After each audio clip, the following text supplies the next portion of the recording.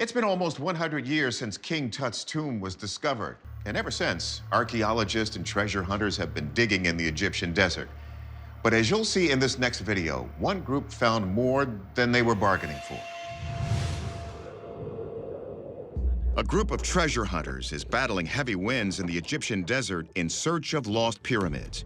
It's May 2013, and the team is working with amateur satellite archaeologist Angela Mickle, who's directed them to these coordinates. It was a very large triangular mound, and I was like, wait a minute, this could be undiscovered.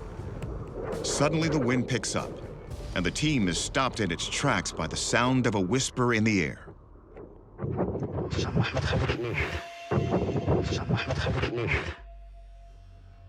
Take another listen. When I heard that voice, the hair on the back of my neck stood up. It sounded like some kind of an incantation.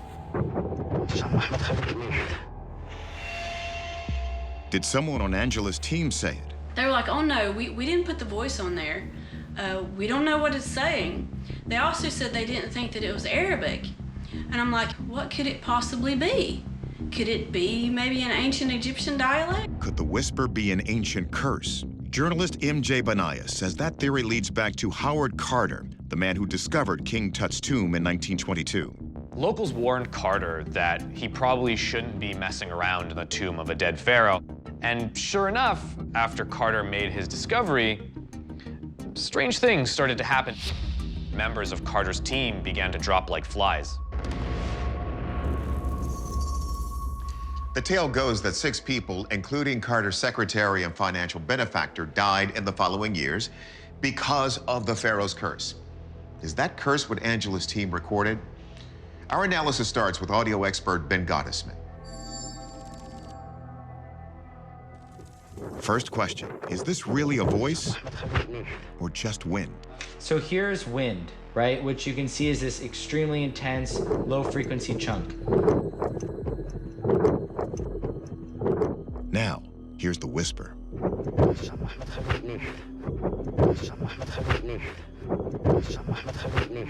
Next, Gottesman compares the sound of the whisper to a human voice. Here's a human S sound. Now listen to the whisper. Just looking at the spectrogram, the hissiness of the S's matched what we humans produce. Okay, the whisper sounds human, but did it happen in the Egyptian desert, or was it added later?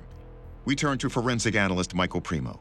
I noted no instances of fading, a difference in background noises, anything that would be suspicious of that recording, just kind of pasted into that section through the spectrogram analysis. So there is no direct evidence to support that this was layered into the recording or added after the fact. So it looks like we have a real voice saying something, but what? Next, we send the audio to our Egyptologist, Nick Brown. Could we have proof of an ancient curse? So the tricky thing with ancient Egyptian is it's a language that's died out, so modern scholars don't know actually how to speak it. But according to Brown, based on hieroglyphics, we do know that sounds such as Ja, Sin, and Ka were part of the language. As he listens, Brown doesn't hear enough to think this is ancient Egyptian or a closely related language. I have to say that I can't explain what the noise is. Still, he can't rule out its authenticity. I think there is some possibility that in the future we might be able to tell, as some scholars are trying to study and crack the code, of ancient Egyptian and the language and how it was spoken. So we've determined that this whisper is definitely some sort of human-made sound. And it wasn't faked, but whether or not it's an ancient curse is yet to be determined. So our verdict? The whisper is an unexplained phenomenon. As for the team, they've continued to search the site and have found evidence of limestone and pottery shards. Could it be pyramids? We'll let you know if they find anything.